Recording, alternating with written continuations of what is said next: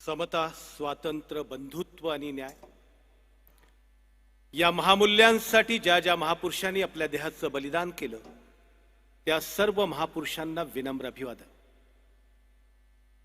विचारपीठावर उपस्थित आणि विचारपीठाच्या समोर उपस्थित सर्व मान्यवर बंधू आणि भगिनींनो, विचार वादळ या वृत्तवाहिनीच्या कृतज्ञता सोहळ्याच्या निमित्तानं मी शहापूरमध्ये आलेलो आहे आणि शहापूरचा आणि माझा जो ऋणानुबंध आहे अत्यंत जुना आहे। शहापूर म्हटलं की हे माझ्या मामाचं गाव आहे आणि मामाच्या गावाला आलो की ज्या पद्धतीनं माणसाला आनंद होतो त्या पद्धतीचा आनंद मला आज झालेला आहे। याचं कारण असं आहे की माझ्या बालपणापासून अनेक वेळा मी या ठिकाणी आलेलो आहे। मी स्वाध्यायामध्ये काम करत असताना या इथल्या असणाऱ्या शहापूरमधल्या लक्ष्मीनारायण मंदिरामध्ये भगवद्गीतेवरती प्रवचन करायसाठी आलो होतो। त्यामुळे मी यापुढे जे बोलणार आहेत त्यांनी तुम्ही लक्षात ठेवावं की धर्माचा माझा अभ्यास आहे। त्याच्या अगोदर त्याच्यानंतर शहापूर म्हटलं की मला माझे मित्र आणि जवळचे स्नेही की जे कधीही मला फोन करून कुठल्याही गोष्टीसाठी म्हणजे फोन करायचे आणि ज्यांचा अतिशय कमी वयामध्ये दुर्दैवी अंत झाला असे माझे मित्र स्नेही जवळचे असे बाळ जगे यांची सुद्धा आठवण आल्याशिवाय राहत नाही। शहापूर म्हटलं की अनेक तीन धरणांनी वेढलेला तालुका जरी असला तरी जसं आम्ही इथे उल्हासनगरमध्ये राहतो तसा नुसता फेब्रुवारी महिना जरी उघडला की पहिली बातमी यायची की पाणी टंचाईसाठी आंदोलन शहापूरमध्ये सुरू झालेलं आहे। म्हणजे अशा प्रकारचा हा जिल्हा आहे। बाजूला माऊली किल्ला आहे, इकडे बाजूला मुरबाडला ज्यांनी धरातीर्थ पडले अशा पद्धतीचे भाई कोतवाल आणि हिराजी पाटलांचा असणारा दुसऱ्या प्रकारचा किल्ला आहे। वास्तविकता कृतज्ञता सोहळ्यामध्ये बोलत असताना माझ्या ऐवजी माझ्या अगोदर माझे मित्र आणि देशातलं अत्यंत अभिनंदनीय आणि प्रेरणादायी व्यक्तिमत्व म्हणजे राजू परुळेकर सर येणार होते। पण राजू परुळेकर सरांचा एक व्हिडिओ त्यांनी पाठवलेला, तो व्हिडिओ आपल्याकडे असेल तर तो समजा 1 मिनिटाचा व्हिडिओ जर आपण लावला तर मला असं वाटतं की नेमकं त्यांनी त्या संदर्भात न येण्याचं काय कारण आहे तर ते आपल्याला सांगतील। तर कृपया विनंती आहे की तेवढा एक व्हिडिओ लावावा आणि त्यानंतर मी माझ्या दुसऱ्या गोष्टीला बोलण्याला सुरू करतो।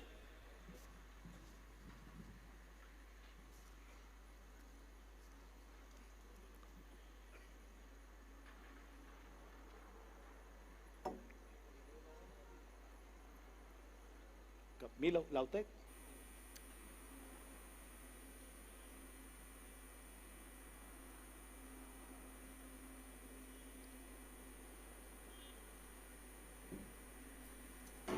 नमस्कार तिवरे साहेब आणि शहापूरचे सगळे माझे बांधव भगिनी, मी आज येणार होतो परंतु अपरिहार्य कारणामुळे आणि घरातल्या काही इश्यूजमुळे मी येऊ शकलो नाही। मी आपला क्षमा प्रार्थी आहे आणि मी एवढं वचन देतो की पुढच्या वेळेला सांगतील त्या दिवशी आणि सांगितल्या वेळेला मी तुमच्यासाठी येईन आणि भाषण करेन। हे भाषण माझं कर्ज राहिलेलं आहे शहापूरवरचं, ते मी नक्की फेडेन आणि माझ्या अत्यंत महत्त्वाच्या कामासाठीच केवळ मला थांबावं लागलं, अन्यथा मी नक्की आलो असतो। मी शब्द दिला होता तिवरे सरांना, किरण सोनावणेनं, आणि तो मी पाळीन। आज पाळू शकलो नाही त्याबद्दल क्षमस्व। आपण मला समजून घ्याल अशी माझी खात्री आहे। धन्यवाद। कृतज्ञता सोहळ्याच्या निमित्तानं तुमच्याशी संवाद साधताना मित्रांनो, मला एकूणच भारतीय संविधान, त्या संदर्भातला देशाची परिस्थिती आणि एकूण सगळाच जो पट आहे असा एखाद्या चलचित्रपटासारखा जाताना दिसतोय। 2014 साली जे जन्माला आले अशा लहान पोरांशी मी बोलणार नाहीये। 2047 म्हणजे 1947 साली जी लोक जन्माला आली आणि ज्यांना असं वाटतं की भारत नावाचं राष्ट्र जन्माला आलं त्यांच्याशी मला संवाद साधायला आवडेल। याचं कारण असं आहे की 1947 साली या देशाची स्थिती काय होती। लोकांना असं वाटतं की या देशात आता जसा दिसतो आहे तशाच प्रकारचा देश होता, पण असं नव्हतं बंधूंनी भगिनींनो.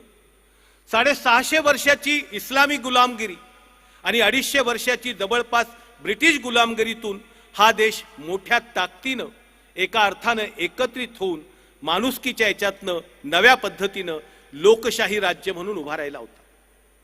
हा लोकशाही राज्य उभा राहत असताना सगळ्यात पहिल्यांदा प्रश्न आला होता की या देशाची राज्यघटना असावी तरी कशी आणि कुणी ती लिहावी. डॉक्टर बाबासाहेब आंबेडकर हे काही या देशातल्या नेत्यांची नव्हती. याचं कारण तुम्हाला असं सांगतो की त्यांना माहीतच नव्हतं की डॉक्टर बाबासाहेब आंबेडकर हे जगातल्या असणाऱ्या 13 घटनातज्ञांपैकी नंबर 2चे घटनातज्ञ आहेत आणि ते देशाची घटना लिहू शकतात. मग काय केलं पंडित नेहरूंनी, त्यांच्या ज्या बहीण होत्या नेहरू म्हणून लक्ष्मी नेहरू, त्यांना लक्ष्मी पंडित म्हणून त्यांना पाठवलं परदेशामध्ये आणि त्यांनी सांगितलं की आता आपल्याला इंग्रज लोक स्वातंत्र्य देणार आहेत आणि स्वातंत्र्य जर देणार असतील तर आपल्याला आपल्या देशाची घटना बनवली पाहिजे.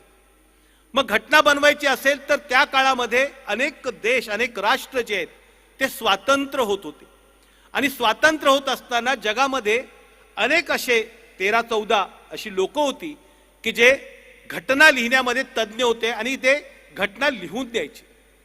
त्याच्यामध्ये अनेक लोक होते, त्यातले अनेक लोकांना जाऊन लक्ष्मी पंडित भेटल्या तर त्यांनी सांगितलं बाबा की आत्ता माझ्याकडे काही वेळ नाहीये. काहींनी सांगितलं की 6 महिने थांबा, काहींनी सांगितलं की 2 वर्ष थांबा, काहींनी सांगितलं की 5 वर्ष, मला दुसऱ्या कुठल्याही देशाची घटना लिहिण्यासाठी वेळ नाहीये. पण गंमत अशी झाली की त्या काळामध्ये लक्ष्मी कबीरांच्या लक्ष्मी पंडितांच्या सोबत BN राव म्हणून जे होते ते सुद्धा इंग्लंड अमेरिका वेगवेगळ्या देशांमध्ये दौरा करत होते आणि ते करत असताना त्या काळामध्ये त्यांना एका आयवर जेनिंग नावाचे ग्रस्त जे होते त्या आयवर जेनिंगने सांगितलं की त्यांना पहिल्यांदा विनंती केली की तुम्ही आपल्या देशाची आमच्या देशाची घटना लिहा, पण त्यांनी सांगितले की माझ्याकडे अगोदरच 2 देशांच्या राज्यघटना लिहिण्याचं काम आहे, तुम्ही 2 वर्ष थांबलात तर मी तुमच्या देशाची सुद्धा राज्यघटना लिहून देण्यासाठी तयार आहे. त्याने म्हणले की बाबा, त्यानंतर त्यांनी परत त्या BN रावना सांगितलं की तुम्ही आमच्याकडे येण्यापेक्षा तुमच्या देशामध्ये 3 अशी लोक आहेत की जे देशाची घटना लिहू शकतात. ते त्यांनी विचारलं अरे आमच्या देशामध्ये आणि अशी 3 लोक आहे आणि आम्ही जगात कशासाठी फिरतो. तर त्यांनी सांगितलं की तुमच्या देशामध्ये MJ जयकर म्हणून जे आहेत ते एक पहिले आहेत, ते घटना लिहू शकतात. त्यानंतर तेज बहादूर सप्रू म्हणून जे आहेत ते तुमचे घटना लिहू शकतात आणि त्याच्यापेक्षाही चांगले जगामध्ये ज्यांचं नाव आहे डॉक्टर BR आंबेडकर, हे तुमच्या देशाची घटना लिहू शकतात. लक्ष्मी पंडित अतिशय आनंदाने परत देशामध्ये आले. मग त्यांचं ठरलं की ते पहिल्यांदा MJ जयकरांकडे गेले आणि MJ जयकरांनी त्यांनी विनंती केली की भारताला स्वातंत्र्य मिळतंय आणि या देशाची पहिली घटना लिहिण्याचं भाग्य किंवा तुम्हाला संधी मिळते तर तुम्ही या देशाची घटना लिहावी. MJ जयकरांना माहिती होतं की भारत हा काही साधा सुद्धा देश नाहीये. भारत हा अनेक जातींचा, अनेक धर्मांचा, अनेक पंथांचा, अनेक वर्गांचा, अनेक असणाऱ्या रूढी परंपरांचा देश आहे. या देशाची घटना या संपूर्ण देशाला एकत्र बांधण्याचं सूत्र जरा जरी कुठे समजा माझ्याकडून चूक झाली तर या देशातले लोक मला आणि माझ्या समाजाला काही सोडणार नाही. तेज बहादूर सप्रूंकडे गेले.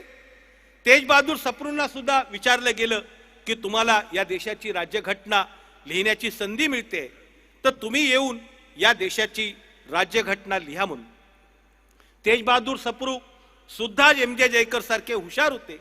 त्यांना माहिती होतं की जर समजा या देशातले असणारे विविध पंथ, मी तर अल्पसंख्याक गटातला आहे, उद्या जर समजा या राज्यघटनेच्या संदर्भात काय वेगळ्या प्रकारचं चित्र उभं राहिलं किंवा काही जर समजा त्रुटी राहिल्या, काही जर म्हणजे प्रकार घडला तर त्या निमित्तानं या देशातली लोक किंवा हा देश मला माफ करणार नाही. आणि मग सरते शेवटी डॉक्टर बाबासाहेब आंबेडकरांकडे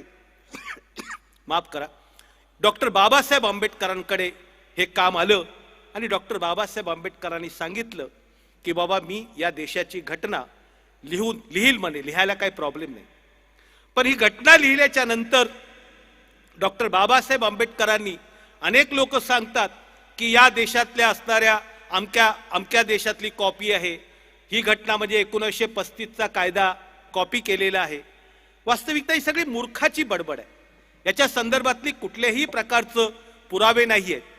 तुम्हाला सांगतो की एकंदरीत ज्यावेळेस भारतीय राज्यघटनाची मसुदा कमिटी तयार झाली, त्या मसुदा कमिटीच्या समोर कमीत कमी 7,635 प्रस्ताव आले होते. 7,735 प्रस्ताव त्या घटना समितीकडे आले होते.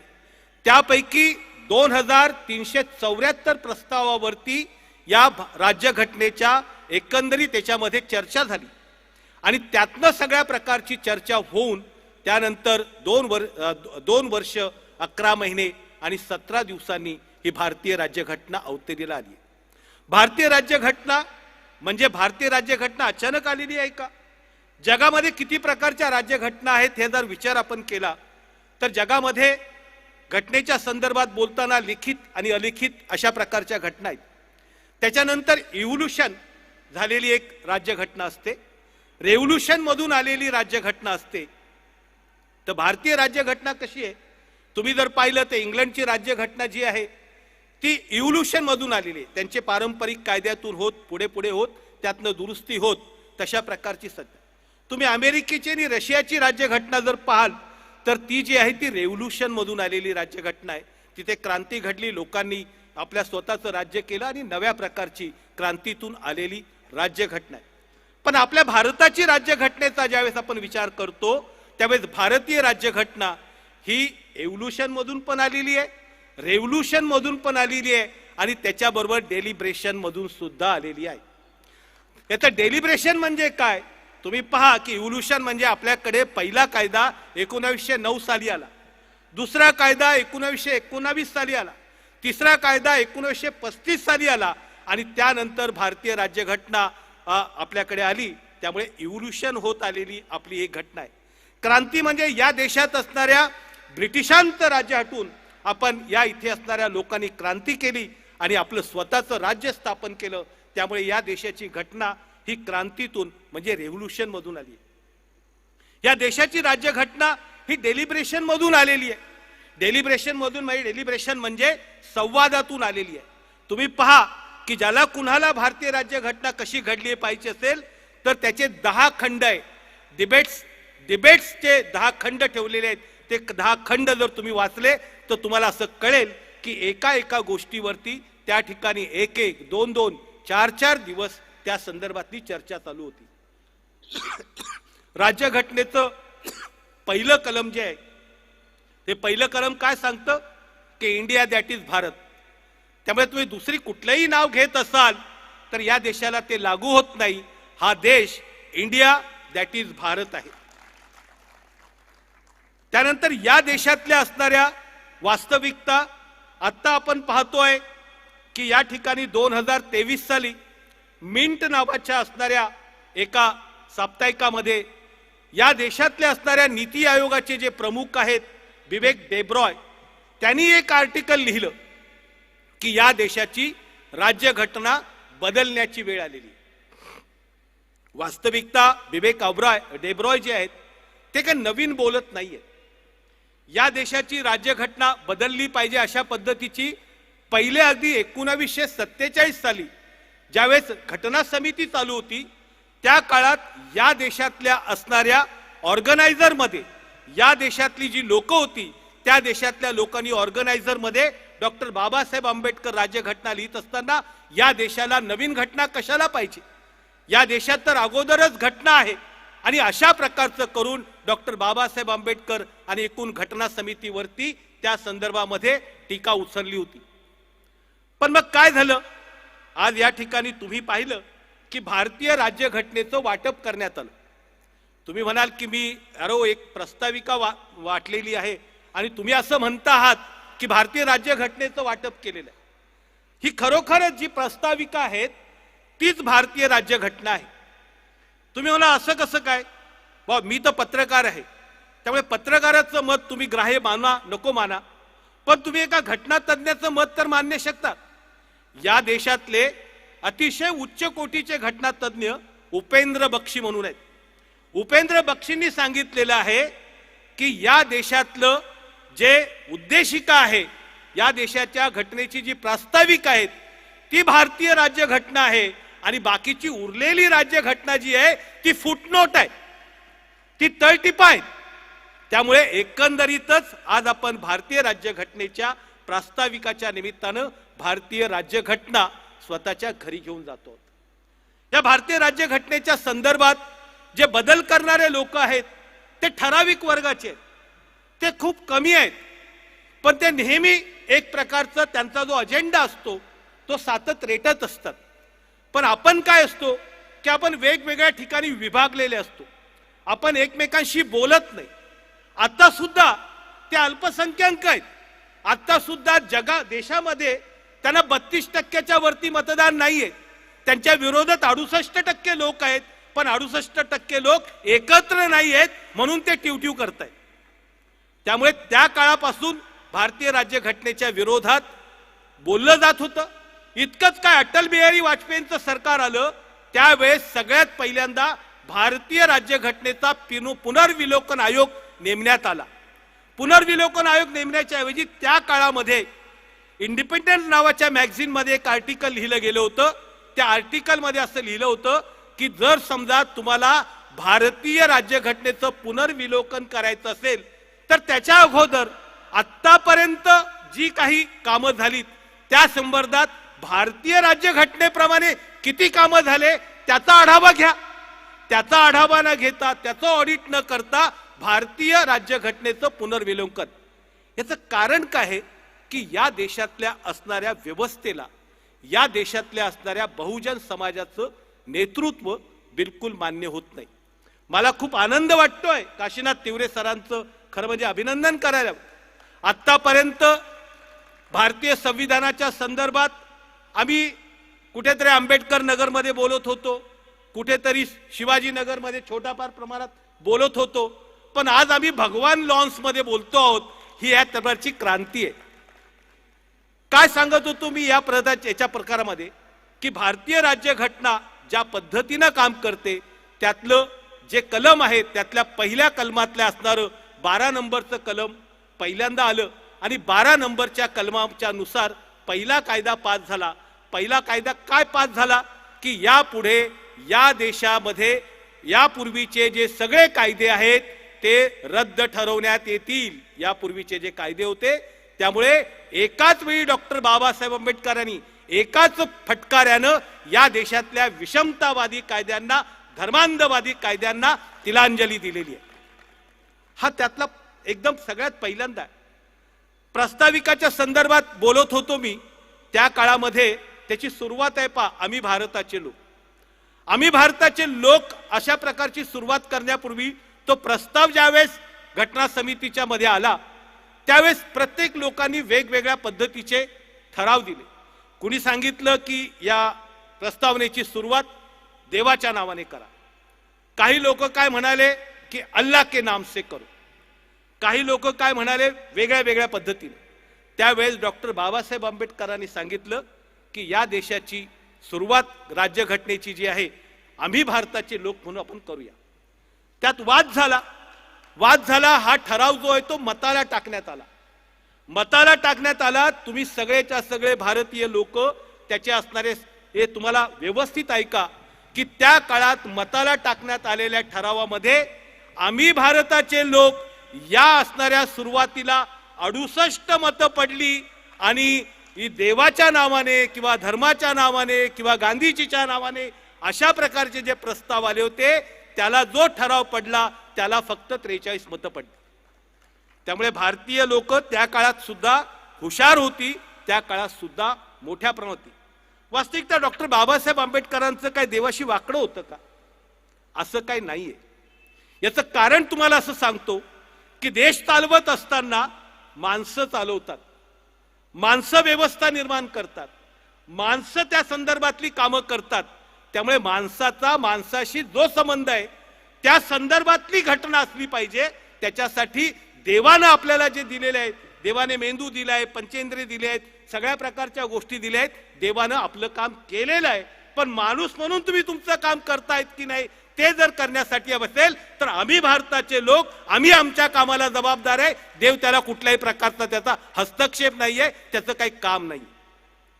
या घटनेतलं असणारं तुम्ही जर पाहिलं महत्वाचं जे कारण आहे की त्यात जर आपण पाहिलं तर त्यातल्या 13 कलमापासून तर 30 कलमापर्यंतचे महत्वाचे मूलभूत अधिकारांचं कलम आहेत.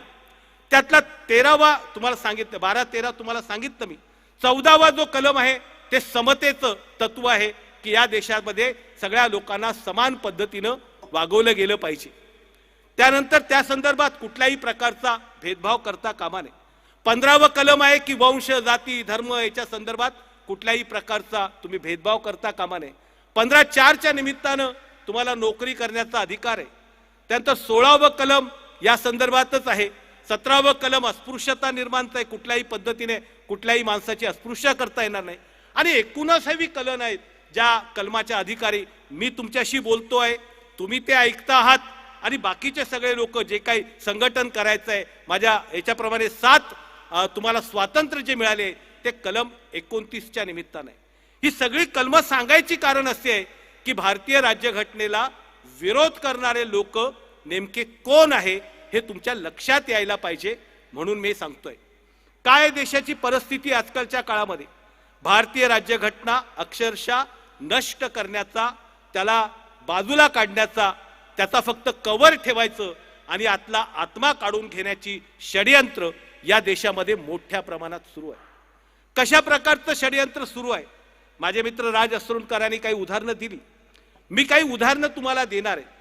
आज देशामध्ये ज्या पद्धतीचं वातावरण आहे त्यातनं तुम्हाला असं दिसतंय की आता पूर्वी म्हणजे आजपासून ज्यावेळेस मी चळवळीत काम करत होतो त्यावेळेस स्टेजवर चढण्याच्या पूर्वीच कुठला तरी LIBचा माणूस यायचा आणि पटकन एक नोटीस द्यायचा, पटकन एक कागदपत्र द्यायचा आणि सांगायचा की सोनवणे साहेब तुम्हाला आम्ही नोटीस बजावतोय, तुम्ही कुठल्याही पद्धतीनं म्हणजे लोकांना भडकवणारं भाषण करता कामा नये, लोकांना असं करता कामा नये. आता परत एकदा ती सुरुवात सुरू झालेली आहे. गेले जवळपास महाराष्ट्रभर मी व्याख्यानं करत असताना पहिल्यांदा इथे खरं म्हणजे इथल्या पोलिसांना माझं नाव माहिती आहे की नाही माहीत नाही, पण त्यागात पहिल्यांदा तिथे मी जळगावला गेलो असेल तर तिथे पोलीस लोक आले, मी अंमळनेरला गेलो असेल तिथे पोलीस लोक आले, मी आत्ता मध्यंतरी सातारला गेलो होतो सातारला पोलीस लोक आले. वास्तविकता आम्ही भारतीय राज्यघटनेच्या बाहेर काही बोलत नाहीये. याचा आत्तापर्यंत लोक येत नाहीये, जास्त बोलत नाहीयेत, माझ्याकडे हे करत नाहीयेत. याचं कारण असं आहे की अजून मी तितका दखलपात्र झालेलो नाहीये असं मला वाटतंय. थोड्या दिवसांनी अजून दखलपात्र होईल, त्यावेळेस परत तशा पद्धतीची लोक येतील आणि तशा पद्धतीच्या पोचपावत्या मला मिळतील. वास्तविकता तुम्हाला स्पष्टपणे सांगतो, आम्ही ठरवून टाकलेलं आहे की या देशामध्ये संविधानाच्या विरोधात जो माणूस असेल त्याच्या विरोधात त्या बोलल्याशिवाय आम्ही थांबणार नाहीत. मग आम्ही तुम्ही आम्हाला जेलमध्ये टाका, पोलिसात टाका, खोटे गुन्हे टाका, आम्हाला ठार मारा, आमच्या घरावरती बुलडोजर चालवा, तुम्ही काही केलं तरी आम्ही तुम्हाला या देशाची एकात्मता, या देशातलं बंधुत्व, या देशातल्या स्वातंत्र्याच्या मूल्यांना हात लावू देणार नाही, ही आमची प्रतिज्ञा आहे. त्यामुळे हे परिस्थिती आहे. त्यामुळे आम्ही बोलत असताना तुम्ही पहा की देशामध्ये कशा प्रकारची परिस्थिती आहे. आज देशातल्या असणाऱ्या विरोधी पक्षातल्या सरकारांना त्या संदर्भामध्ये गव्हर्नरच्या माताने त्यांची एक तर पॉवर काढून घेतली जाते किंवा गव्हर्नरच्या नावाने सतावलं जातं. आपण सुद्धा तो अनुभव घेतलेला आहे. उद्धवजी ठाकरे ज्यावेळेस मुख्यमंत्री होते त्या काळात एक काळी टोपीवाला इथे गव्हर्नर होता. त्या गव्हर्नरला महात्मा फुले वगैरे कोण, सावित्रीबाई फुले म्हणून कोण माहीत नाही, छत्रपती शिवाजी महाराज म्हणून कोण नाही, आणि ते बावळट ध्यान इथं काही बोलत होतं आणि त्याने अशा पद्धतीच्या या ठिकाणी या देशातलं असणारं एकंदरीत या राज्याचं वाटोळं केलं. अशा प्रकारची माणसं आहेत. तिथे दिल्लीमध्ये केजरीवाल आहेत. केजरीवाल ज्या पद्धतीनं काम करतायत ते सहन होत नाही, म्हणून त्या काळामध्ये स्वयंपूर्ण राज्य होतं तर लगेच घाईघाई में अमित शहाने कायदा पास केला आणि त्या राज्याचे सगळे अधिकार आपल्याकडे घेतले. या देशावरती ज्या देशातली असणाऱ्या सीमा असुरक्षित आहेत, या देशामध्ये असणारं मिझोराम असेल, मणिपूर असेल, पंजाब असेल, पंजाबचे शेतकरी सीमेवर उभून थांबलेत, सीमेवर येऊन थांबलेले आहेत. त्यांच्यावरती अश्रूधूर सोडले जातात, रबरच्या बुलेट मारले जातात, जणू काही भारत पाकिस्तानची सीमा असेल अशा पद्धतीने तिथं लोक उभे केले जातात त्यांच्यासाठी, आणि त्यांनी केलेल्या ट्रॅक्टरला टँक म्हणतात ही लोक. हे जे पत्रकार, गोदी मीडियाचे पत्रकार आहेत, त्यांना तर वास्तविकता तुम्ही प्रत्येकानं खऱ्या अर्थानं देश बदलायचा असेल ना, तर पहिल्यांदा चॅनल पाहणं बंद करा. याचं कारण सांगतो तुम्हाला मी, याचं कारण तुम्हाला सांगतो की देशामध्ये 300 चॅनल्स आहेत आणि 300 सगळेच्या सगळे चॅनल्स आणि वृत्तपत्र जी आहेत ती सगळीच्या सगळी भांडवलदारांची आहे, आणि ते सगळे भांडवलदार त्या मोदीच्या गाठीला बांधलेले आहेत. मोदी त्यांचा एक प्रकारचा पपेट आहे. ते सगळे भांडवलदार राज्य चालवतात. भांडवलदार जसं सांगतो तशा पद्धतीने मोदी बोलतो, हा आजचा प्रकार आहे. त्यामुळे त्या पद्धतीने तुम्ही जोपर्यंत ते बंद करत नाही तोपर्यंत तुम्हाला कळणार नाही. त्यांनी टँक आणले की शेतकऱ्यांच्या बातम्या दाखवल्या जात नाही. इथे वेगवेगळ्या पद्धतीच्या घटना होतात, त्याच्या संदर्भातलं रिपोर्टिंग केलं जात नाही. त्यामुळे तुम्ही वादळ वार्तासारखं जे वृत्तपत्र असेल, यूट्यूब चॅनल असेल, ते पाहत चला. याचं कारण असं आहे की आता आपण भांडवलदारांच्या मीडियावरती अवलंबून न राहता आता आपल्याला लोक मीडिया उभा केल्याशिवाय पर्याय राहणार नाहीये. लोक मीडिया म्हणजे काय? तुम्हाला जर समजा शहापूरच्या चांगल्या बातम्या हव्या असतील तर तुम्ही ठरवा की या 4 पत्रकारांनी शहापूरचा मीडिया चालवायचा. तुमच्या शहापूर मधल्या माणसांनी त्यांना दर महिन्याला फक्त 10,000 रुपयाचा जरी जीपे केला तरी मी तुम्हाला सांगतो की आज तक आणि झी टीव्ही पेक्षा चांगलं चॅनल ते चालवतील. याचं कारण असं आहे की ज्या पद्धतीचा मीडिया इथे चालतोय तो मीडिया, लोक असं म्हणतात मीडियाची मुस्कटदाबी होते. मीडियाची बिलकुल मुस्कटदाबी होत नाहीये. मीडियाला मलाई मिळते, मीडियाला जाहिराती मिळत आहेत. मीडियातले लोक त्या ठिकाणी आजकाल तर पूर्वी संपादक वगैरे पत्रकारांची म्हणजे नेमणूक करायची. आजकाल चॅनलच्या पत्रकारांची नेमणूक आणि चॅनलच्या संपादकांची नेमणूक जी आहे ती राजकीय पार्टीच्या ऑफिसमधून होते. त्या राजकीय पार्टीचा ऑफिस सांगतो की अरे हा पत्रकार जो आहे हा आमच्या विरोधात बोलतो, याला बदला, हा आम्ही सांगतो याला ठेवा, हा आमचं काम करेल. त्यामुळे पहिल्यांदा ह्या असणाऱ्या गोदी मीडिया बघणं आपण बंद केलं. वास्तविकता पत्रकारितेची स्थिती आजच खराब झालेली नाहीये. तुम्हाला मी सांगतो की 1999 पासून या भारतीय पत्रकारितेची अवस्था खराब झालेली आहे. भारतीय परिस्थितीची अवस्था कशी खराब झालेली आहे? त्या काळामध्ये टाइम्स ऑफ इंडियाचे जे प्रमुख होते, त्या टाइम्स ऑफ इंडियाचे प्रमुख ललित जैन म्हणून होते. त्यांनी ललित जैननी त्या संदर्भामध्ये एक प्रकारचं मुलाखत देताना सांगितलं होतं की now we are not in the field of the journalism, we are in the business of info entertainment. Entertainment and info. आम्ही इन्फो एंटरटेनमेंट, माहिती आणि मनोरंजनाच्या युगामध्ये आम्ही या ठिकाणी काम करणारे लोक आहोत. आणि त्यामुळे त्या पद्धतीनं या ठिकाणी ही चालवलं जातंय. तुम्ही पहा की टाइम्स ऑफ इंडियाचं जे 30-35 पानं असतात, एका पानाची तुम्ही छपाई करायला जा, बघा किती आहे. त्या 50 पानांची छपाई करायची जर असेल आणि आपल्याला तर त्याचा खर्च 350-400 रुपये होतो. 350-400 रुपये खर्च करून तो जो 35 पानाचा पेपर आहे तुम्हाला 10 रुपयाला जर तो व्यक्ती देत असेल तर उरलेले पैसे तो कुठून घेतो? उरलेले पैसे तो सरकारकडून घेतो, तो जाहिरातदारांकडून घेतो. त्यामुळे त्याच्यासाठी जाहिराती महत्वाच्या आहे. तुमचे प्रश्न, तुमच्या बातम्या, तुमची असणारी दुःख ही महत्वाची नाही आहेत. त्यामुळे ज्या काळामध्ये ज्या ज्या लोकांनी चांगली पत्रकारिता केली त्या सगळ्या पत्रकारांचा इतिहास काढून बघा. त्यांना लोकांनी मदत केली आहे.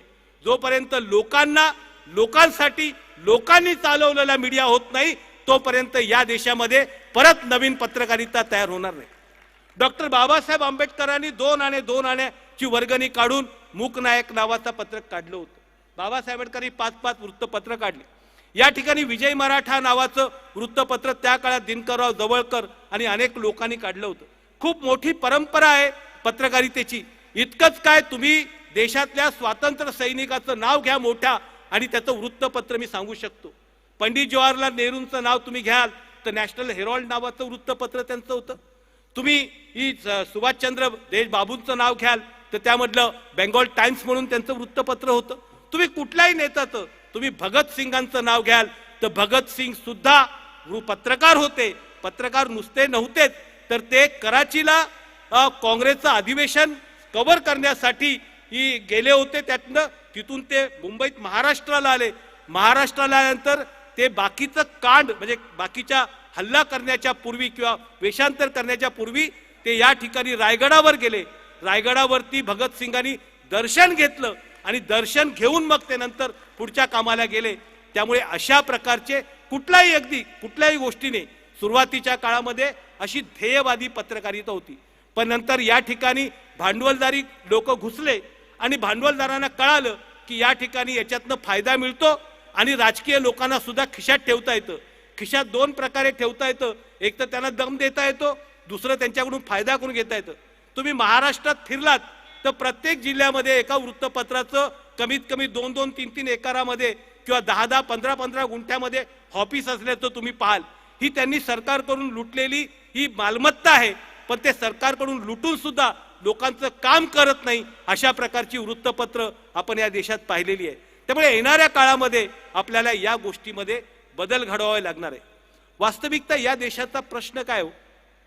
आज ही परिस्थिती आपल्यावरती का आली? अचानक भारतीय जनता पक्ष किंवा त्यांची मंडळी सत्तेत आलेली आहे, ती आपोआप आली का? आपोआप आलेली नाहीये. त्याच्या मागचं नॅरेशन आपल्याला कळलं पाहिजे. गेली 100 वर्ष ते प्रयत्न करतायत.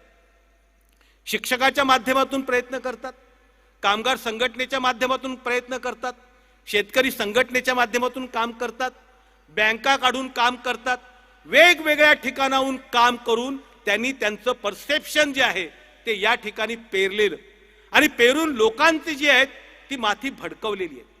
माती कशी भडकवलेली आहे तुम्ही पाहू शकता की आज या देशामध्ये जेव्हा आपण बघतो की या देशातल्या सगळ्या याच्यामध्ये हॅपीनेस इंडेक्स पहा, त्याच्यामध्ये नंबर खालचा. या देशातल्या अर्थव्यवस्था आता बोललं जात आहे की आपल्या देशाची जी अर्थव्यवस्था आहे ती 3 ट्रिलियन झालेली आहे. 3 ट्रिलियन झालेली आहे म्हणजे कसं काय? मला एका सांगितलं की आपली अर्थव्यवस्था ही 3 ट्रिलियन झाली आहे. तर म्हणाले मला सांग त्याची फायदा काय झाला. तुम्हाला एक उदाहरण देतो मी. एका घरामध्ये समजा एक 10, 15, 20 लोक राहत आहेत. 15-20 लोकांचं महिन्याचं उत्पन्न समजा 1 लाख रुपये आहे आणि दुसऱ्या ठिकाणी राहणाऱ्या 4 लोकांचं उत्पन्न 1 लाख रुपये आहे. दोघांचं उत्पन्न सारखं आहे म्हणून ते काय एक झाले का? म्हणजे एका ठिकाणी 100 लोक राहत आहेत, 100 लोकांचं उत्पन्न 1 लाख आहे आणि 4 लोकांचं उत्पन्न 1 लाख आहे. आपल्या देशातल्या शेतकऱ्यांच्या आत्महत्या करण्याचं कारण तुम्ही पहा की या देशातल्या असणाऱ्या शेतकऱ्यांचं खरं उत्पन्न किती आहे. आकडेवारी निघालेली आहे, पब्लिश केली आहे, सरकारने पब्लिश केलेली आहे की 10,200 रुपयापेक्षा इथल्या असणाऱ्या शेतकऱ्याचं उत्पन्न नाही आहे. एकरी इतकं उत्पन्न त्याला मिळतं. म्हणजे या प्रकारची परिस्थिती आहे. इथल्या कामगारांची स्थिती काय? तुम्ही इथे बसलेलात, सुशिक्षित आहात, तुम्ही जाऊन जरा MIDC मध्ये बघा. एक शिफ्ट अख्खीच्या अख्खी या 2014 ते 24च्या काळामध्ये गायब करून टाकली गेली. पहा की प्रत्येक कामगाराला आता 12-12 तास काम करावं लागतं. पूर्वी ते 8-8 तासाची काम होतं. 8 ते 24 3 तासाच्या एका शिफ्टची संपूर्ण लोक जी आहेत ती सगळीच्या सगळी बेरोजगार करून टाकली आणि लोकांना एकच धंदा दिलाय. या मागच्या रामनवमीला तुमच्याकडे माहिती असेल की प्रत्येक मंडळाला 40-40 हजाराचं पाकिट देण्यात आलं होतं की जोरात राम जन्मभूमी साजरी करा. आणि तिकडे बघा जोरदार नुसता उत्साह, धर्म उत्साह, देवाची पूजा ही ज्याची असती त्यांनी केली पाहिजे. पण धर्म करत असताना धर्म सांगतो का हो जाऊन मस्जिदवरती झेंडे लावा? धर्म सांगतो का हो चर्चवरती जाऊन झेंडे लावा? एकाने मला सांगितलं जर समजा तुम्हाला राम जन्मभूमीचा उद्धार करत असताना चर्चवर झेंडे लावायचे असतील, मस्जिदीवर झेंडे लावत असतील तर जे पहिले बाबरी मशीद होती कशाला पाडली? तिथेच झेंडे लावायचे होते ना.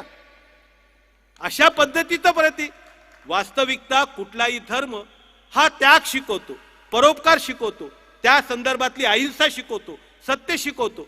पण आपल्याकडे त्या पद्धतीचं आहेच नाही. या देशातल्या धर्माचं एक मूळ ठराविक लोकांचा जो धर्म आहे तो सांगतात की आमच्यापेक्षा कोणी श्रेष्ठ असता कामा नये, आमच्यापेक्षा वरिष्ठ कोणी असता कामा नये. मी एकाला विचारलं की बाबा रे 650 वर्ष या देशामध्ये इस्लामचं राज्य होतं. त्या काळामध्ये 4% फक्त मुस्लिम होते, 96% हिंदू होते. कधी झाले हिंदू राष्ट्र? आणि तुम्ही 96% होतात तर तुम्ही का नाही लढाई करून त्यांना हरवलं? एवढ्या कुठल्या प्रकारचा पराक्रम होता? त्यानंतर 1.5 ते 2.25 लाख फक्त ब्रिटिश होते. त्या काळामध्ये या देशाची लोकसंख्या साधारणतः 22 ते 23 कोटी होती. 1.5-2 लाख असणाऱ्या ब्रिटिशांनी या देशावरती 150-200 वर्ष राज्य केलं. आपण कुठल्या प्रकारची व्यवस्था होतो याचं कारण असं सांगतो मला की या देशातल्या बहुजनांना, या देशातल्या गोरगरिबांना, या देशातल्या वरिष्ठ लोकांनी कधी आपल्या सोबत घेतलं नाही, म्हणून हा देश गुलामीत राहिलेला होता. ज्यावेळेस महात्मा गांधींनी आवाज दिला तेव्हा इथे असणारा तेली, तांबोळी, साळी, माळी, कोळी यातला असणारा गोरगरीब माणूस महात्मा गांधीच्या बाजूने उभा राहिला, म्हणून हे राष्ट्र स्वातंत्र्य झालं, नाही तर स्वातंत्र्य झालं नव्हतं. हा फॉर्म्युला महात्मा गांधीचा नव्हता, हा फॉर्म्युला छत्रपती शिवाजी महाराजांचा होता, ज्यानं 12 बलुतेदार मावळ्यांना एकत्रित केलं. मग तिथे लोकांचे असणारे गुण पाहून त्या ठिकाणी उभं केलं, त्यांच्यातून ते स्वराज्य निर्माण झालं. तशाच पद्धतीचा फॉर्म्युला या ठिकाणी गोरगरिबांना केला. तुम्ही पाहू शकता की डॉक्टर बाबासाहेब आंबेडकरांनी एक पुस्तक लिहिलंय. तुम्ही आज घरी जाण्याच्या अगोदर किंवा डायरीवर लिहून घ्या की हू वेअर शूद्रा. शूद्रपूर्वी कोण होते? वास्तविकता खूप लोकांना कळत नाही. शूद्रपूर्वी कोण होते म्हणजे त्यांना असं वाटतं की डॉक्टर बाबासाहेब आंबेडकरांनी हे जे पुस्तक आहे इथल्या महार, मांग, चांभार, आदिवासी, ढोर, कैकाडी, बैकाडी यांच्यासाठी लिहिलं. बिलकुल नाही. त्यांना तर अस्पृश्य म्हटलं जायचं. ते शूद्र नव्हते, या व्यवस्थेच्या अजून बाहेरचे होते. शूद्र म्हणजे कोण? या देशातला असणारा 85% बहुजन समाज, मग तो कुंभार असेल, लोहार असेल, माळी असेल, साळी असेल, कुणबी असेल, मराठा असेल, हे सगळेच्या सगळे लोक या व्यवस्थेमध्ये शूद्र मानले जायचे. जगातला हा एकमेव धर्म आहे, जगातला एकमेव विचार, एकमेव धर्म सांगतो की हा शूद्र आहे, हा वैश्य आहे, हा अमका आहे, हा टमका आहे, हा नीच आहे, तो त्याच्यापेक्षा नीच आहे, तो त्याच्यापेक्षा नीच आहे, असं सांगणारा जगातला हा एकमेव धर्म पाहिला मी. एकमेव की ज्याच्यामध्ये माणूस माणसाचा द्वेष करतो, विषमता करतो, त्याच्या संदर्भातली एकमेकाला माणुसकी म्हणून मानत नाही. तुम्ही वारंवार कधीही संतांचं नाव घेऊ नका. माझे मित्र राज असोलकरांना मी बोलवतो की मी एकाला सांगा आम्हाला की तुमच्या असणाऱ्या सनातन धर्मामध्ये जे मुळातच सनातन धर्म जेवढा म्हटला जातो तेवढा वेद, उपनिषद, ब्राह्मणक, अरण्यके हे सगळ्या प्रकारचा जो धर्म आहे त्याच्यामध्ये माणसानी माणसाशी माणसासारखं वागावं अशी एक तरी ओळ दाखवा, अशी एक ओळ दाखवा, आम्ही तुमच्या बरोबर येऊ. अशी एक ओळ नाही. सगळा काही संघर्ष झाला तो संतांनी केला, सगळा जो संघर्ष केला तो बुद्धाने केला, सगळा जो संघर्ष केला तो चार्वाकाने केला, या देशातल्या असणाऱ्या नंतरच्या असणाऱ्या लोकांनी केला. पण या देशामध्ये या देशातील लोकांना भारतीय लोक एकत्र येण्याचे चालत नाही. या देशातील लोकांना या देशातील लोक एकात्म झाल्याचे करत नाही. या देशातील लोक फक्त हिंदू म्हणून उभे राहिल्याचे चालत नाही. याचं कारण असं आहे की तुम्ही कुणालाही सांगा की मी असं समजा उभा राहिलं की मी हिंदू आहे, तर त्याचं समाधान होत नाही. हिंदू म्हणजे कोण? मग तुम्हाला जो नाव विचारेल, तुमचं नाव काय, काय तुमचं नाव? फडणवीस आहे, कांबळे आहे, पाटील आहे, काय पाटील म्हटलं सुद्धा त्याचं होत नाही. पाटील म्हणजे नेमकं कोण? मराठा पाटील आहे का कुठला आहे, कुडमुड्या पाटील आहे, काय काय कळायला मार्ग नाही. त्यामुळे जोपर्यंत तुम्ही तुमची जात सांगत नाही तोपर्यंत काही ओळख तुमची होत नाही. त्यामुळे अशा प्रकारची विकृती या देशामध्ये आले. आणि मग ज्या ज्या माणसाने या देशामध्ये एकत्रितपणा करायचा प्रयत्न केला, माणसाला माणूस जोडण्याचा प्रयत्न केला, सर्व एक आहे सांगायचा प्रयत्न केला, त्याचा इथे खून झालेला आहे. इतिहास काढून बघा, तुम्ही इतिहास काढून बघा. त्या प्रत्येक असणाऱ्या, पहिलं उदाहरण घ्या लिंगायत समाजाचं. लिंगायत समाजाच्या असणाऱ्या बसवेश्वरांनी सांगितलं की सगळी माणसं एक आहेत, सगळ्यांना अधिकार आहे. इतकंच काय की या देशातल्या 12व्या शतकातला सगळ्यात पहिला माणूस ज्याने स्त्रियांना धर्मसभेमध्ये स्थान दिलं, अनुभव मंडप म्हणून लिंगायत समाजाचा जी घटना समिती असते, धर्मपीठ असतं, त्या धर्मपीठामध्ये त्यांनी सगळ्यात पहिल्यांदा स्थान दिलं. पण लिंगायत समाजाच्या माणसाचा खून कसा केला गेला? एकाचा खून केला नाही. त्या काळामध्ये कमीत कमीत 11,000 शिवशरणांच्या कत्तली केल्या गेल्या. कत्तली केल्या गेल्या. काय कारण होतं? त्या काळामध्ये तिथे असणारा मागिरस नावाच्या एका मातंग समाजाच्या असणाऱ्या मुलाचं आणि ब्राह्मण समाजाच्या मुलीचा विवाह करण्याचा प्रयत्न लिंगायत समाजाच्या असणाऱ्या यांनी केला, बसवेश्वरांनी केला. आणि त्याच्याबरोबर तिथे असणाऱ्या वरिष्ठ असणाऱ्या लोकांनी आवाज उठली की हा धर्म बुडवतोय, धर्म बाटीत झालेला आहे, धर्माचा प्रॉब्लेम झालेला आहे आणि त्या सगळ्यांच्या सगळी कत्तली केल्या गेल्या. तुकारामांचं बघा, संत ज्ञानेश्वरांचं पहा, संत ज्ञानेश्वरांच्या संदर्भात ज्या पद्धतीने छळ केला गेला तो कुठला असणारा असा धर्म असू शकतो का? अशा प्रकारचा धर्म असतो? संत ज्ञानेश्वरांच्या समाधीनंतर उरलेले भाऊ कुठे कसे गेले? कुठल्याही तुकारामाचं, त्याच्यानंतर कोणाचंही नाव तुम्ही घ्या, ज्यानं ज्यानं या देशामध्ये एकात्मता करण्याचा प्रयत्न केला, या देशामध्ये माणसाला माणूस म्हणून जोडण्याचा प्रयत्न केला, त्यावेळेस त्याचा खून झालेला आहे. मग त्यासाठी तुम्ही पहा की दाभोळकरांचा खून झाला. दाभोळकर काय करत होते? हात नाही, पाय नाही, कुठल्याही पद्धतीचं शस्त्र नाही, एकटा लाल डब्याच्या गाडीने फिरणारा माणूस, कुठेही नाही, 65-70 वर्षाचं वय, आणि त्याचा खून केला जातो. का केला जातो? कारण की तो त्या असणाऱ्या धर्मातल्या अंधश्रद्धांवरती बोट ठेवतो, बुवाबाजीवरती बोट ठेवतो, तिथे असणाऱ्या चुकीच्या प्रथांवरती बोट ठेवतो, म्हणून त्याचा खून केला. या देशातली व्यवस्था अशा पद्धतीची आहे. मग या देशातल्या असणाऱ्या ज्याने प्रयत्न केला, शाहू महाराज आहे, शाहू महाराजांना 2 वेळा बॉम्बनी उडवायचा प्रयत्न केला, 2 वेळा. छत्रपती शिवाजी महाराजांचा मृत्यू या देशातला सगळ्यात संशयास्पद मृत्यू मानला जातो. याचं कारण असं आहे की 50व्या वर्षी गुडघे दिखीने मरतो कोण माणूस मरतो का? याचं कारण त्याच्यानंतर छत्रपती शिवाजी महाराजांच्या मृत्यूनंतर जे षडयंत्र केलं गेलं त्याच्यातनं सिद्ध होतं की इथे असे अनेक अण्णाजी पंत होते की ज्यांनी छत्रपती शिवाजी महाराजांच्या विरोधात षडयंत्र केलं होतं.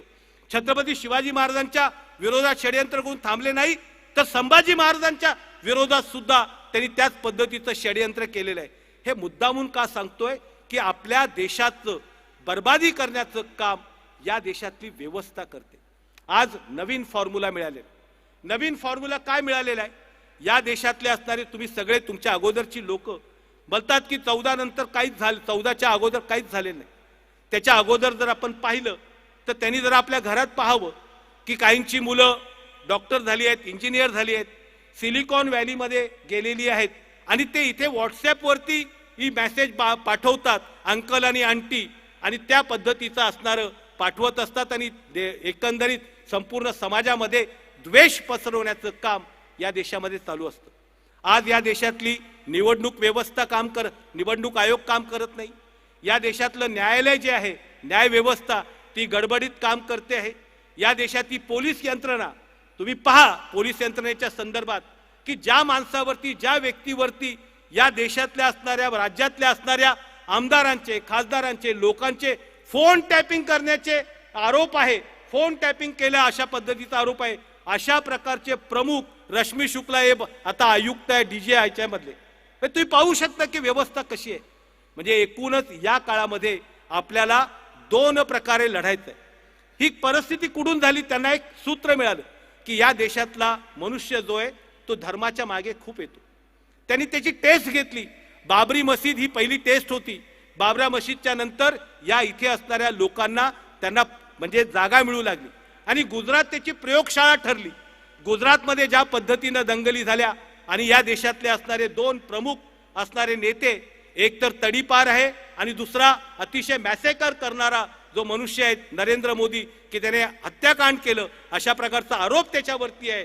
एक फरार तडीपार आहे. असे दोघंच्या दोघं प्रमुख आता देशाच्या राष्ट्रावरती बसलेले.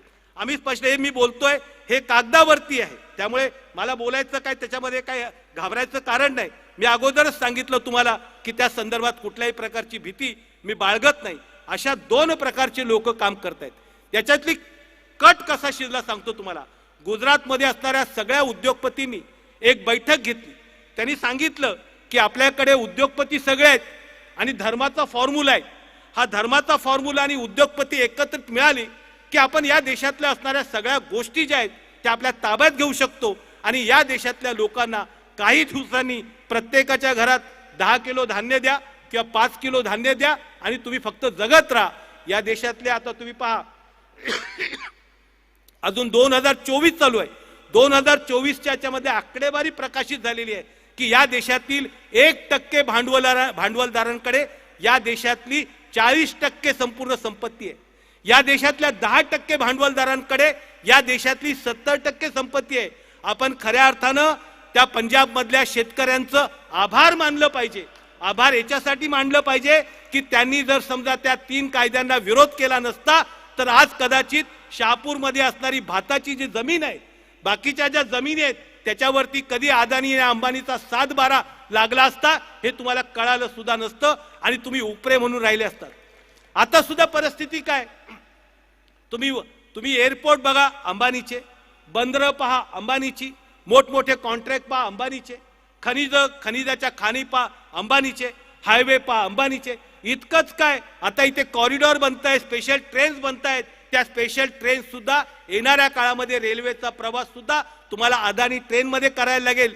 पूर्वी तर ईस्ट इंडिया कंपनी होती, मी या नव्या कंपनीला वेस्ट इंडिया कंपनी म्हणतो. वेस्ट म्हणजे गुजरात वेस्टला आहे, तिथल्या असणाऱ्या ठराविक भांडवलदारांनी या देशाचं वाटोळं करायला घेतलंय. या देशाच्या असणाऱ्या अर्थव्यवस्थेचे वाट लागले.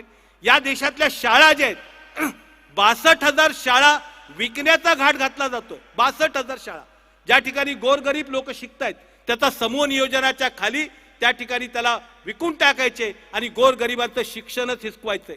शिक्षणाची पॉलिसी बदलली जाते, नवी NPA येते, न्यू एज्युकेशन पॉलिसी येते. न्यू एज्युकेशन पॉलिसी म्हणजे काय, कुंभारानं कुंभाराचं काम करायचं, पूर्वी 12 बलुतेदारीची होती त्या पद्धतीची, कुंभारानं कुंभाराचं काम करायचं, शिंप्यानं शिंप्याचं काम करायचं, लोहारानं लोहाराचं काम करायचं, मांगानं मांगाचं, चांभारानं चांभाराचं, महारानं महाराचं, असं काम करायची शिक्षण पद्धती म्हणजे नवीन शिक्षण पद्धती आहे. तुम्ही व्यवस्थित त्याचा अभ्यास करा. अनेक तत्ववेत्यांनी त्याच्यावरती पुस्तकं लिहिलेली आहेत. त्यामुळे त्या व्यवस्थेतून आता नवीन जी व्यवस्था येते ती अशाच प्रकारची आहे. तुम्ही पहा की आज समजा एखाद्या कुंभाराचा मुलगा डॉक्टर झाला असेल, इंजिनियर झाला असेल, एखाद्या शिंप्याचा पोरगा, एखाद्या असणाऱ्या कुंब्याचा पोरगा कुठेतरी अमेरिकेत गेला असेल, तर ही जी पद्धत आहे, ही जी आहे ह्या भारतीय राज्यघटनेमध्ये शक्य झालं. नाहीतर पूर्वीच्या काळामध्ये काय होतं, पूर्वीच्या काळामध्ये कशा प्रकारचा जातीभेद जाता. तुम्हाला एक सांगतो की जातीभेद इतका मोठा होता की कुंभारांमध्ये सुद्धा 2 जाती होत्या. 2 जाती कुठल्या की थोर चक्के कुंभार आणि लहान चक्के कुंभार. लहान चक्के कुंभार आणि थोर चक्के कुंभार हे एकमेकाशी रोटीबेटीवर करत होते. म्हणजे अशा प्रकारचा जातीभेद या इथल्या व्यवस्थेनं आपल्या डोक्यामध्ये टाकलेला आहे. माझं असं म्हणणं आहे की हा देश चालवणं हे माणसाचं काम आहे. तुम्हाला देव का सांगितला जातो, कारण की तुमच्यामध्ये श्रद्धा आली पाहिजे. श्रद्धा आली की तुम्हाला देवाचा विचार आला पाहिजे. मग देवाचा विचार आला की काय सांगतात, मी इथे गरीब का आहे, मी गरीब याच्यासाठी आहे की मागच्या जन्मात काहीतरी माझं कर्म चुकलं असेल, माझं प्रारब्ध असेल म्हणून मी गरीब आहे, माझ्या मागच्या जन्मात काहीतरी पाप घडलं असेल त्यामुळे मी गरीब आहे. हा विचार तुम्हाला सुचवला जातो. मग तो बैठकीतून सांगितला जातो, तो स्वाध्यायातून सांगितला जातो, तो वेगवेगळ्या प्रकारचे काळे निळे कपडे घालून येणाऱ्या बाबा बुवांतून सांगितला जातो. याचं कारण असं आहे की तुम्ही व्यवस्थेच्या विरोधात करू नये. तुम्ही इथे असणाऱ्या मारवाड्याला विचारू नये, लोढाला विचारू नये की बाबा रे तुझ्याकडे एवढे पैसे कसे काय आले, मी पण तर 24 तास काम करतो, तू पण तर 24 तास काम करतो, मग लोढाकडे हे 25,000 कोटीची प्रॉपर्टी आणि माझ्याकडे माझं घर घ्यायला प्रॉपर्टी नाहीये, हे कसं काय झालं. तुम्ही हे प्रश्न विचारू नये. तुमच्यातला विद्रोह मारून टाकला पाहिजे, तुमच्यातला असणारा प्रश्न विचारायचा मारला पाहिजे. म्हणून धर्माचा प्रसार करायचा की बाबा रे तू गरीब आहे कारण देवाने तुला तसं ठेवलंय, तू त्याच्या पद्धतीतच राहा. कारण की पण तुम्हाला देवाने गरीब ठेवलेलं नाहीये, तुम्हाला ठेवलंय या सरकारने गरीब ठेवलेलं आहे, या देशातल्या राज्यकर्त्यांनी गरीब ठेवलंय. तुमचं शिक्षण कोणी हडप केलं असेल तर या इथे असणाऱ्या शिक्षण सम्राटांनी केलंय, त्यांना जाब विचारला पाहिजे. तुमच्या देशात तुमच्या याच्यामध्ये जर समजा रस्ते होत नसतील तर इथल्या नगरपालिकेला विचारलं पाहिजे. तुमच्याकडे जर समजा शेतीला व्यवस्थित पद्धतीने पाणी मिळत नसेल तर या ठिकाणी असणाऱ्या तहसीलदाराला विचारलं पाहिजे. तुम्ही ते प्रश्न विचारू नये, तुम्ही गप्प राहावे. म्हणजे जशा पद्धतीने हे तुम्ही देवाच्या भजनी राहावे, तुम्ही देवदेव करत राहावं. देवाला काही गरज नाही तुम्ही एकदा नमस्कार करा किंवा 100दा नमस्कार करा. देव उलट वैतागतो, रोज रोज येऊन काय नमस्कार करतो, त्याच्यापेक्षा तू जाऊन काम कर बाबा, एखाद्याचं भलं कर. गरीब असेल त्याला कपडा दे, शिक्षण नसेल त्याला पुस्तकं दे, त्याच्याकडे काय नसेल कशाला फुकटमध्ये येऊन वारगार का घंटा हलवतोय. तुला बी बुद्धी दिली आहे, तुला पंचेंद्र दिले आहे, तुला डोळे दिले आहेत, तुला सगळं दिलंय, त्याच्या संदर्भातलं काम कर ना. नाही तर काही लोक सांगतात की इथे टिळा लावला साहेबाचा की बिलकुल एकदम सगळं बरंच्या बरं होऊन जातं. असं काही कुठे झालेलं माझ्या याच्यात नाहीये. मग जेव्हा कोविड आला होता कोरोनात, तेव्हा हे सगळेच्या सगळे बाबा बुवा कसे बिळात घुसून गेले होते, तेव्हा अगदी 15 फुटाहून सांगायचे की नको नको कोरोना चालू आहे, तिथूनच नमस्कार कर, मला पावला इकडे येऊ नको तू. त्यामुळे गंमत अशी आहे की आपल्याला देवाचं ध्यान लावू. देव असेल, शक्ती असेल, काय असेल, ज्याचं त्याचं भारतीय राज्यघटना प्रत्येकाला आपल्या उपासनेचं स्वातंत्र्य देतं. त्याच्या पद्धतीनं ज्याच्या स्वतःचा आत्मशोध घेण्याचं, स्वतःच्या असणाऱ्या वेगवेगळ्या पद्धतीच्या काम करायचं किंवा विचार करायचं स्वातंत्र्य आपल्याला देतं. ते प्रत्येकानं करावं. ध्यान करता काय करता ते तुमच्या स्वतःसाठी असतं. पण अशी बंडलबाजी, जसा तो बागेश्वर महाराज मेंटॅलिटीचं सांगतो, तो बागेश्वर महाराज पण असा एक नंबरचा लबाड आणि बदमाश आहे. त्याची हिंमत नाही आहे. महाराष्ट्रात त्याला आम्ही आव्हान दिलेलं आहे, आमचे मित्र श्याम मानव, की त्याने यावं, त्याने सांगावं, दाखावं. आम्ही त्याला 10 लोक सगळ्यांच्या समोर ठेवतो, पण तो हरामी, तो गांडू येत नाही इकडे. त्याची हिंमत नाही आहे. कारण की महाराष्ट्रात तो का आव्हान स्वीकारत नाही? कारण की महाराष्ट्रात जादूटोना कायदा आहे. जादूटोना कायदा आहे, त्यामुळे तो स्वीकारत नाही. इथे तो तिकडे जाऊन बडबड करतो, मैं तयार हूं, मैं ये हूं, मैं वो हूं. आणि त्याचा एक व्हिडिओ आहे की तो अछूत, अरे तू अछूत आहे बोलताय, बाहेर चल. अशा प्रकारचे महाराज असतात, अशा प्रकारचे गुरु असतात, अशा प्रकारचे वेगवेगळ्या अशी लोक असतात या देशामध्ये. वारंवार तुम्हाला एका बाबासाहेब आंबेडकरांनी स्पष्टपणे सांगितलं होतं, तुमच्या देशात तुमचे 2च शत्रू आहेत आणि हे सगळे लोक सांगतायत. एक म्हणजे ब्राह्मणशाही आणि दुसरं म्हणजे भांडवलशाही. या 2 शत्रूंना हटवा. ब्राह्मणशाही म्हणजे ब्राह्मण माणूस नाही, ब्राह्मण जात नाही. अनेक ब्राह्मण, निखिल वागळे आमचे ब्राह्मण आहेत, आमचे अनेक मित्र ब्राह्मण आहेत. त्यामुळे तसं ब्राह्मण बाबासाहेब आंबेडकर सुद्धा स्पष्टपणे म्हणत होते. बाबासाहेब आंबेडकरांच्या जीवनातला किस्सा आहे, तुम्हाला तो नक्की लक्षात ठेवला पाहिजे. ज्यावेळेस बाबासाहेब आंबेडकरांनी चौदार तळ्याचं आंदोलन सुरू केलं, त्यावेळेस मराठा समाजाचे आणि बहुजन समाजाचे अनेक नेते जे दिनकरराव जवळकर आणि अनेक लोक डॉक्टर बाबासाहेब आंबेडकरांकडे आले. बाबासाहेब आंबेडकरांना सांगितलं की बाबासाहेब, आम्ही अगदी सगळ्या ताकदीनं सगळा समाज तुमच्या बाजूने उभा राहतो ह्या चौदार तळ्याच्या आंदोलनामध्ये. फक्त तुमच्यासोबत जे ब्राह्मण आहेत, ते सहस्रबुद्धे अमकं ते वगैरे, त्यांना तुम्ही बाजूला काढा, त्यांना तुम्ही बाजूला काढा आणि मग आम्ही तुमच्या आंदोलनात येऊ. डॉक्टर बाबासाहेब आंबेडकर सांगितलं की ब्राह्मण नावाच्या व्यक्तीला माझा विरोध नाही आहे, जातीला विरोध नाही, ब्राह्मण ही प्रवृत्तीला विरोध आहे. मग ब्राह्मण महार पण असू शकतो, ब्राह्मण मराठा पण असू शकतो, ब्राह्मण मातंग पण असू शकतो, ब्राह्मण कैकाडी पण असू शकतो. कारण ब्राह्मण ही प्रवृत्ती आहे दुसऱ्याकडे द्वेषानं पाहायची, विषमता करण्याची, शोषणाची.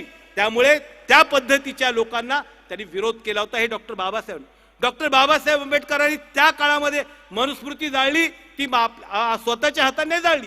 सहस्रबुद्धे नावाच्या ब्राह्मणांनी मंत्राचे उच्चार करत एक पेक पान त्या संदर्भात त्यांनी ते जाळलेली आहे.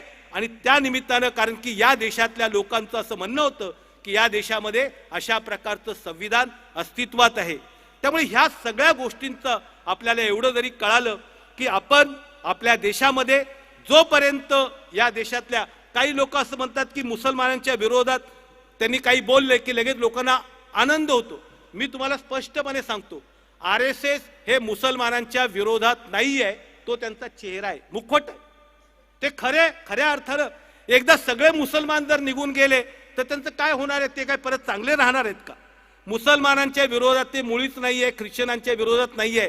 त्यांचा टार्गेट हिंदू आहे. हिंदू टार्गेट कसं काय की मुसलमानांचं काम दाखवलं की हिंदू एकत्र होतो, हिंदू एकत्र झाल्या की आपल्याला एक गठ्ठा मतं मिळतात, एक गठ्ठा मतं मिळाली की आपण निवडून येतो आणि निवडून आले की आपल्याला देश विकायला मिळतो. हा जोपर्यंत ज्याला हा फंडा समजतो त्याला त्याचा मेंदू जागृत होतो. त्यामुळे ते मुसलमानांच्या वगैरे विरोधात असल्याचं ते ढोंग करतात. याचं कारण असं आहे की असा कुठल्याही प्रकारचा, तुम्ही पहा ना, असं असतं तर भारतीय जनता पक्षाच्या अनेक लोकांचे जावई मुसलमान आहेत, त्यांचे नातेवाईक मुसलमान आहेत, अनेकांच्या मुली मुसलमानांना दिल्या आहेत. असं असतं तर कसं काय चाललं असतं? असं काही असत नाही. ते मुद्दामून करतात आणि त्याच्यातनं असं आपल्या सर्वसामान्य गोरगरीब असणाऱ्या ज्यांचं वाचन नाही आहे. मी तुम्हाला सगळ्यांना स्पष्टपणे सांगतो की तुम्हाला खरोखर हिंदू धर्म वाचायचा असेल तर प्रत्येकानं वेद, उपनिषद, ब्राह्मण, आरण्यके हे सगळेच्या सगळे आपल्या घरात आणा. साधारणतः एक 20,000 रुपये खर्च होतील, पण ते आपल्या घरात आणून ठेवा आणि प्रत्येक जण वाचा. ते वाचल्यानंतर तुम्हाला कळेल की कशा प्रकारचा धर्म त्या काळामध्ये होता आणि त्या धर्माच्या वरती आपल्या संतांनी, समाज सुधारकांनी वेगवेगळ्या पद्धतीनं बलिदानं दिली. मेले, अक्षरशः कत्तली झाल्यात इथल्या लोकांच्या. त्या संदर्भामध्ये तुम्हाला कदाचित माहीत नसेल की संत रोहिदासाचा कशा प्रकारे कत्तल झाली. संत रोहिदासांना बोलवलं गेले जेवणाच्या निमित्तानं, शास्त्रार्थ केले गेलं, ते शास्त्रार्थ जिंकले, त्यांना बोलवून आणलं. त्यांच्या जेवणाच्या नंतर मंदिरामध्ये त्यांना आणि त्यांच्या बायकोला तलवारीने कापून टाकलं आणि सांगितलं की ते सदैव गेले. अशा पद्धतीनं म्हणजे खोट्या कहाण्या तर इतक्या खोट्या रचतात ते, त्या सगळ्या आपल्याकडे कहाण्या रचण्यामध्ये नाही का भारतीय धर्मापेक्षा कुठला धर्म असण्याचं कारण नाहीये. अशा कुठल्याही महापुरुषाला मारून टाकायचं आणि त्याच्या नावावरती तुम्ही पहा ना, महात्मा गांधींना मारून टाकलं आणि आता संघाच्या प्रातस्मरणी याच्यामध्ये महात्मा गांधी बसलेला. ते म्हणतात आम्ही तो महात्मा गांधीची पूजा करतात. जे लोक तिरंगा घरघर तिरंगा बोलतात त्यांच्या कार्यालयावरती 2001 पर्यंत तिरंगाच लागत नव्हता, ते आम्हाला तिरंगा सांगतायत. कुठल्या प्रकारचा ढोंग धतुरा करतायत. त्यामुळे या देशातल्या व्यवस्थेच्या विरोधात आपण उभं राहिलं पाहिजे. पण हे सगळं केलं तरी अजून एक गोष्ट राहिलेली, या देशातल्या मतदान जोपर्यंत बॅलेट पेपरवर होत नाही तोपर्यंत या असणाऱ्या 2 राक्षसांना आपण हटवू शकत नाही. 2 राक्षसांना, मोदी आणि शाह, या 2 राक्षसांना हटवायचं असेल तर त्यांच्यासाठी प्रत्येक माणसानं एक ट्विट केलं पाहिजे की आत्ताचं जे निवड होईल ती ईव्हीएम नाही चाहिए, ईव्हीएमच्या बॅलेट पेपरवर घ्या. तुम्ही बॅलेट पेपरवरती जर समजा निवडणूक घेतली की येणाऱ्या काळामध्ये त्या संदर्भात आत्ताच त्यांची हवा टाईट झालेली, मी पत्रकार असल्यामुळे दिल्लीपासून सगळ्या राज्यांमध्ये माझे कॉन्टॅक्ट आहेत, तर त्यांना स्पष्टपणे माहिती आहे की भारतीय जनता पक्ष आणि मित्र पक्ष मिळून कुठल्याही पद्धतीने 200 पण जागा येत नाहीयेत. त्यांनी कुठल्याच निवडणुका घेतल्या नाही तो. पण ते ईव्हीएमनी जर निवडणूक झाली तर एकाच 3 नावाचं मॅनेज केली जाते. एकाने स्पष्टपणे, म्हणजे आता सगळ्यात स्पष्टपणे सांगतो तुम्हाला की ईव्हीएम ही कशी इल्लीगल आहे याचा भारतीय कायदा सांगतो ना. भारताचा जो संगणकाचा कायदा आहे आणि पीपल रिप्रेझेंटेशन ऍक्ट जे आहे, हे 2 कायदे जे आहेत ते कायद्याच्या नुसार सांगितलं जातं की ईव्हीएम वरती घेतली जाणारी निवडणूक ही बेकायदेशीर आहे, ती बिलकुलच लोकशाहीला पूरक नाहीये. तिसरी गोष्ट तुम्हाला सांगतो की तुम्ही पहा की ईव्हीएम मशीन एक असते, त्यानंतर डिस्प्ले युनिट असतं, नंतर कंट्रोल युनिट असतं. तुम्ही इथे दाबल्यानंतर ते डिस्प्लेमध्ये दिसतं की तुम्ही कुणाला मत दिलेलं आहे, मशालीला दिलं की कशाला कुठल्या याला दिलं ते दिसतं. पण त्यानंतर ती चिठ्ठी निघते, ती चिठ्ठी कुठल्या पद्धतीची निघते, तिकडे माझे कंट्रोल युनिटमध्ये काय निर्माण होतं.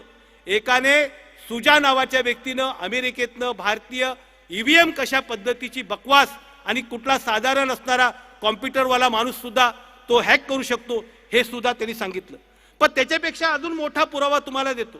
तुम्ही पहा कॅल्क्युलेटरमध्ये 4 अधिक 4 गुणिले 4 केले तर 4 चौक 16, गुणाकार बरोबर आला पाहिजे, 16 झाले पाहिजे.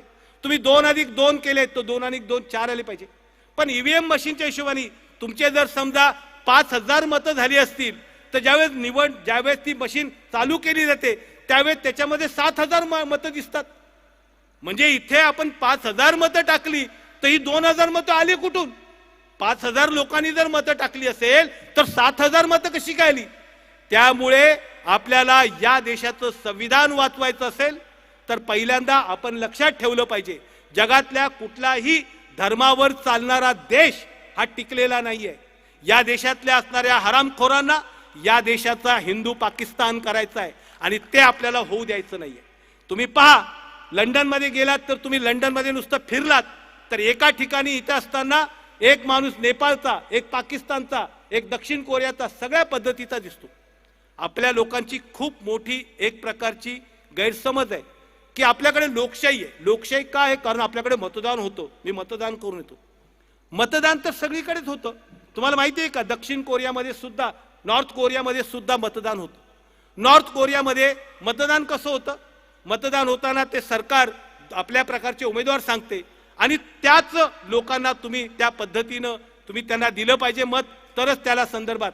जर समजा तुम्ही दुसऱ्या उमेदवाराला जर दिलं, सरकारने सांगितलेल्या माणसाला गेले नाही, तुमची नोकरी जाऊ शकते, तुमच्या घरावर बुलडोजर येऊ शकते, तुम्हाला जेल होऊ शकते. दुसरं एक उदाहरण रशियामध्ये घ्या. रशियामध्ये सुद्धा अशाच पद्धतीचं आहे. रशियामध्ये सुद्धा मतदान होत असतं.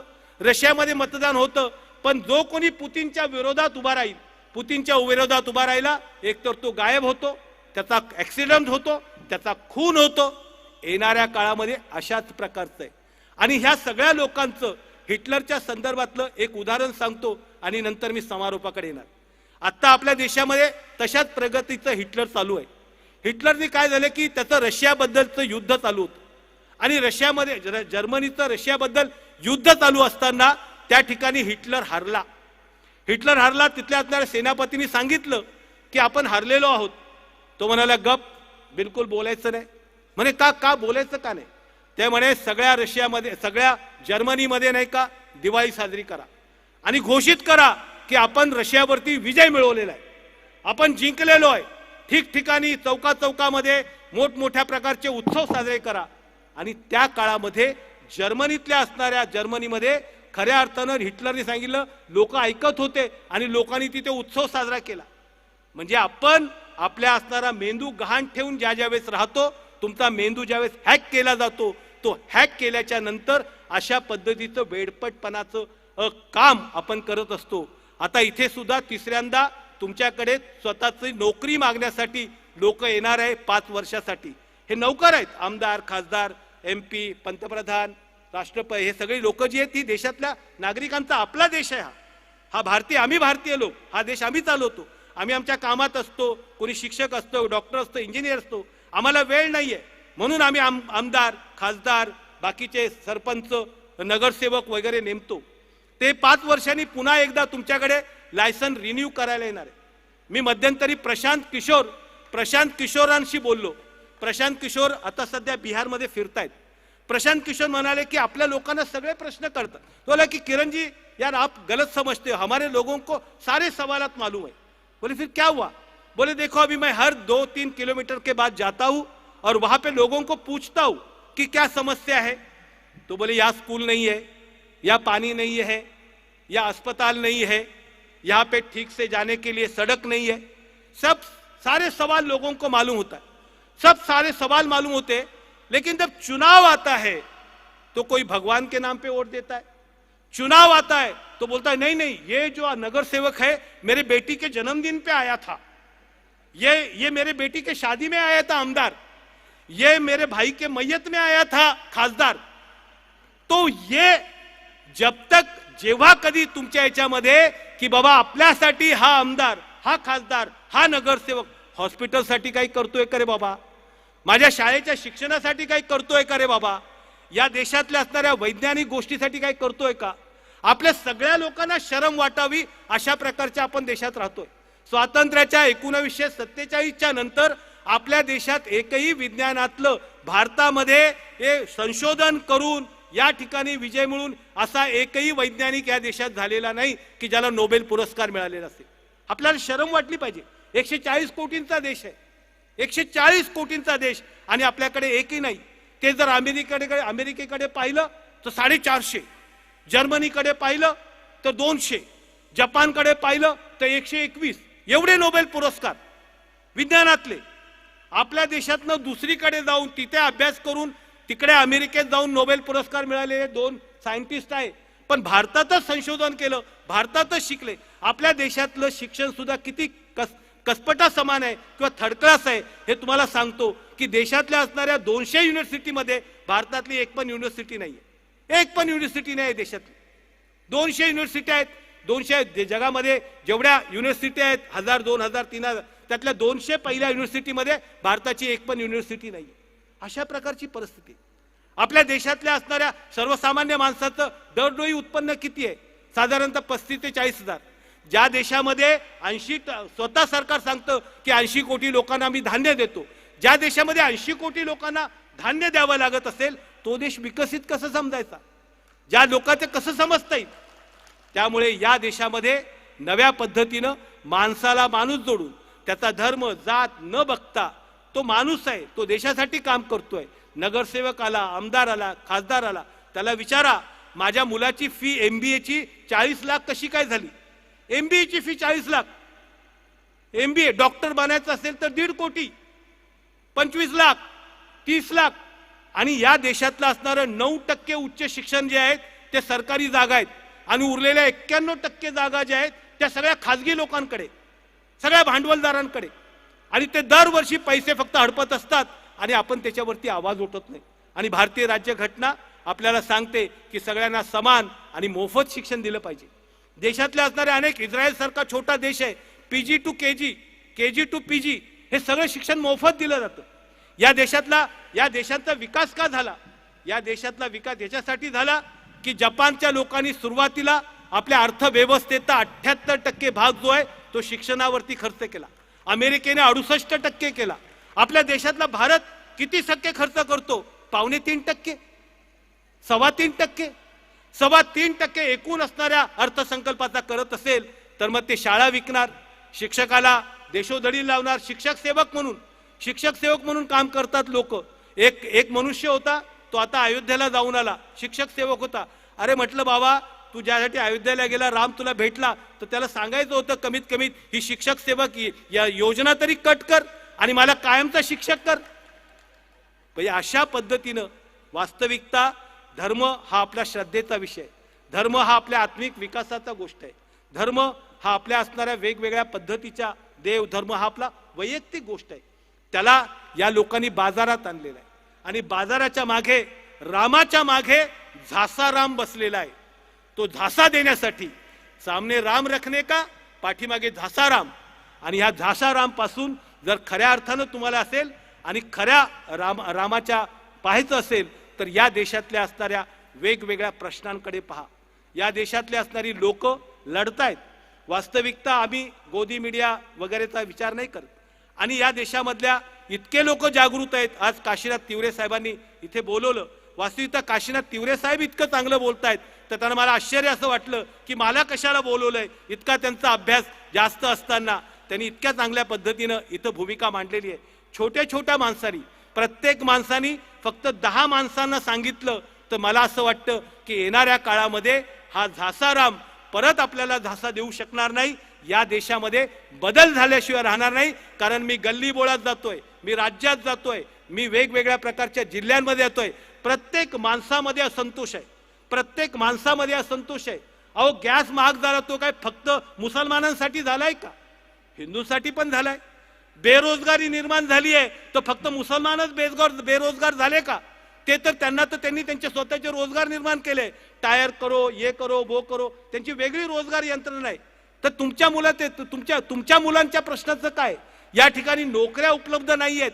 आज तुम्हाला खरं अर्थानं मला एक अतिशय वाईट गोष्ट वाटली की MA इकॉनॉमिक्स झालेला फर्स्ट क्लास मधले मुलगा, MA इकॉनॉमिक्स फर्स्ट क्लास काम काय करतोय? 9,000 वरती सुरक्षा रक्षक म्हणून काम करतोय. बदलापूरला जाऊन बघून या.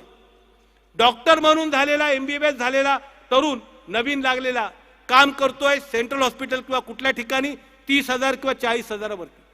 तुम्ही पहा खाजगी रुग्णालयांमध्ये 20,000 15,000 मध्ये BMS डॉक्टर काम करतायत. एक असतो तिच्यामध्ये MBBS MD आणि बाकीचे सगळे BMS असतात. 10,000 15,000 20,000 मध्ये काम करणारे. हे सगळेच्या सगळे आपली आरोग्य यंत्रणा, आपली शिक्षण यंत्रणा. या देशातलं शिक्षण जोपर्यंत माणसाला प्रश्न विचारायला शिकवत नाही, या देशातलं शिक्षण जोपर्यंत या देशाचा विस्तार, एकंदरीत पृथ्वीचा विचार कसा झाला हे शिकवलं जात नाही, तोपर्यंत या देशामध्ये सायंटिस्ट निर्माण होणार नाही. सगळ्यात शेवटचं तुम्हाला सांगतो, जगातला ज्याला 4 नोबेल पुरस्कार मिळाले ते स्टीफन हॉकिंगचं उदाहरण देतो. स्टीफन हॉकिंग असं म्हणतात की जगामध्ये ज्या पद्धतीचा देव पूजला जातो, मानला जातो, पूजला जातो, विचार केला जातो, प्रचारित केला जातो, तशा प्रकारचा देव या जगात पूर्वी कधी नव्हता, आता कधी नाहीये आणि येणाऱ्या लाखो वर्षामध्ये कधी असणार नाही. हा स्पष्टपणे, जर समजा माझं ऐकायचं नसेल तर तुम्ही विज्ञानाचं सुद्धा ऐकू शकता. आणि एवढं बोलून तुम्ही मला या ठिकाणी माझ्या मामाच्या गावाला यायची संधी दिली. तुमच्याशी संवाद करण्याचा असलेल्या अनेक आठवणी उजळा मिळाल्या त्या निमित्तानं तुमचे खूप खूप आभार मानतो आणि इथे थांबतो. धन्यवाद.